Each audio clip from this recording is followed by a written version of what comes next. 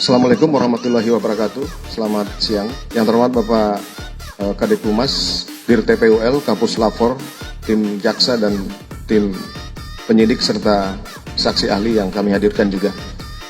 Saya ingin menyampaikan kepada rekan-rekan bahwa proses penyelidikan dan penyidikan yang dilakukan oleh tim gabungan Bareskrim Polri, Polda Metro Jaya dan Polres Jakarta Selatan itu sudah kita lakukan sampai hari ini 63 hari proses lidik dan sidik. Seperti kita ketahui bersama bahwa pada saat hari ke-30 kita sudah menaikkan status perkara kebakaran Kejaksaan Agung ini dari penyelidikan menjadi penyidikan karena dugaan ada tindak pidana. Tindak pidana yang kita lihat pada peristiwa penyelidikan adalah tindak pidana 187 KUHP atau 188 KUHP. Kenapa kami memasang pasal alternatif dalam proses naiknya penyelidikan ke penyidikan ini? Karena kita ingin meyakinkan apakah gedung Kejaksaan Agung RI ini dibakar atau terbakar. Proses penyidikan kemudian kita mulai dari melakukan analisa terhadap hasil olah TKP, hasil dari pemeriksaan interview dan barang bukti yang sudah kita sama-sama kumpulkan, kita sama-sama olah bersama dengan Kapus Lapor dan beberapa ahli yang kita libatkan dalam proses penyelidikan. Dalam proses penyelidikan itu kemudian naik ke penyidikan, kita ketahui bersama bahwa gedung Kejaksaan Agung itu terbakar pada tanggal 22 Agustus jam 18.15, kemudian dipadamkan besoknya tanggal 23 pukul 6 pagi. Dari hasil penyelidikan dan penyidikan yang kami lakukan bahwa penyebab kebakaran di gedung Kejaksaan Agung bukan karena hubungan arus pendek, tapi karena open flame. Open flame ini atau nyala api terbuka. Nyala api terbuka ini menurut keterangan ahli itu bisa disebabkan oleh dua. Yang pertama karena bara api atau karena penyulutan api. Sehingga dari situlah kemudian penyidik menerapkan pasal alternatif untuk melihat apakah ini disengaja atau tidak disengaja. Semua kemungkinan-kemungkinan dari hasil penyelidikan ini kita naikkan ke penyidikan untuk memastikan apakah ini dibakar atau terbakar. Dari proses penyidikan yang kita lakukan, kemudian kami bisa sampaikan bahwa asal mula api di gedung Kejaksaan Agung tersebut berasal dari Aula Biro Kepegawaian lantai 6. Kenapa penyidik menyimpulkan bahwa awal mula api di lantai 6 Aula Biro Kepegawaian berdasarkan keterangan saksi yang melihat pertama kali api. Kemudian saksi yang pertama kali memadamkan. Kemudian saksi yang ada pada saat kejadian di tanggal 22. Ada 64 saksi yang kita periksa dari proses penyidikan ini. Kemudian kita bisa simpulkanlah bahwa asal api tersebut berasal dari lantai 6 Biro Kepegawaian.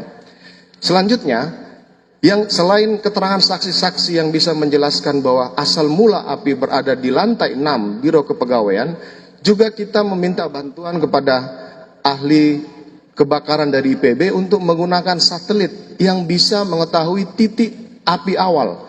Satelit ini biasa digunakan untuk mengecek kebakaran di lahan. Ini bisa menembus dan mengetahui dari mana titik api. Kami kemudian koordinasi dengan ahli dari IPB, Pak Bambang Hero, untuk menggunakan satelit ini. Karena banyak spekulasi di luar bahwa titik api ini banyak.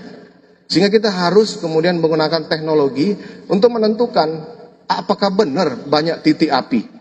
Ternyata hasil satelit ini dan kemudian sudah dijelaskan oleh ahli kebakaran bahwa hanya ada satu titik api, yaitu di lantai 6 Biro Kepegawaian. Maka penyidik menyimpulkan bahwa dari situlah kita mulai awal kejadian kebakaran di Kejaksaan Agung. Pemeriksaan saksi 64 ini kita kemudian bisa menyimpulkan bahwa ada 5 tukang yang bekerja di aula lantai 6 Biro Kepegawaian. 5 tukang ini sedang melakukan pekerjaan di ruangan lantai 6 Biro Kepegawaian. Kemudian apa aktivitas mereka?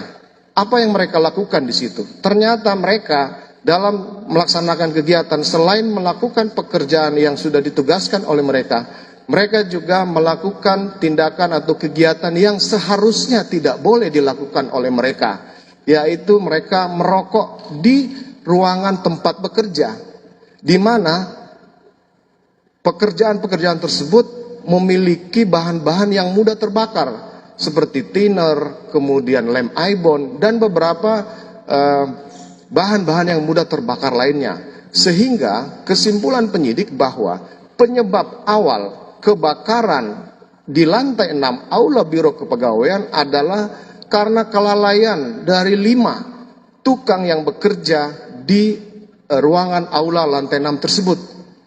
Harusnya tidak melakukan kegiatan merokok karena tahu itu bahan berbahaya, tapi kemudian tetap melakukan. Kemudian ada yang bertanya, apakah rokok kemudian bisa menyebabkan kebakaran begitu besar? Kami sudah mendalami, melakukan koordinasi, melakukan pemeriksaan dan rapat dengan ahli dari UI, Pak Yulianto. Beliau melakukan percobaan, apakah memang rokok ini bisa menyulut api? Seperti kita ketahui, nanti akan dijelaskan oleh ahli bahwa open flame ini bisa disebabkan oleh bara api atau nyala api.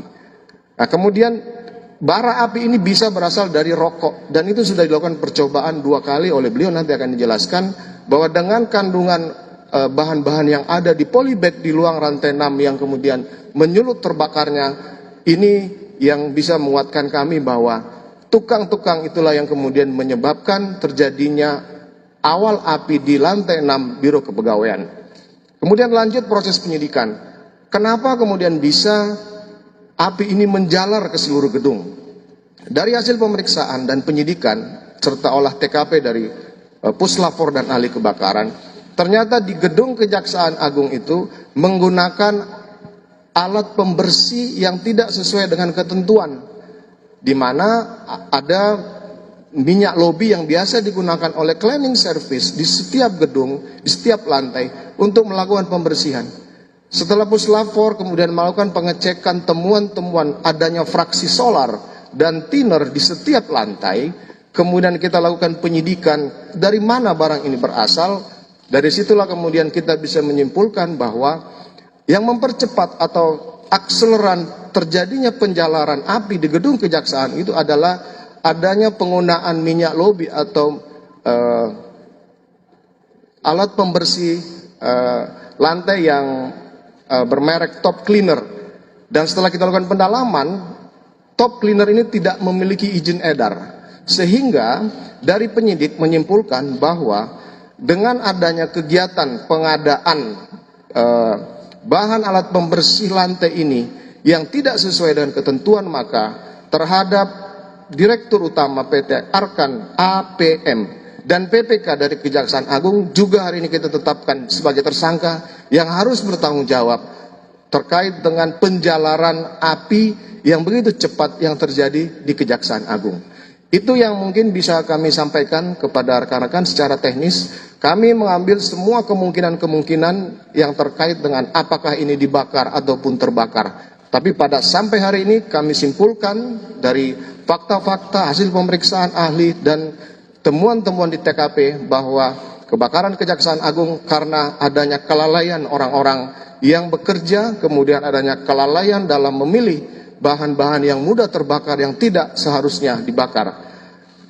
Beberapa ahli juga kita periksa, ada 10 ahli di bidangnya yang kita lakukan untuk memperkuat analisa dan pendapat dari penyidik, dan segera kami akan tetapkan 8 tersangka, kemudian akan kami persiapkan untuk pemanggilan dan penyerahan berkas perkara kepada jaksa penuntut umum.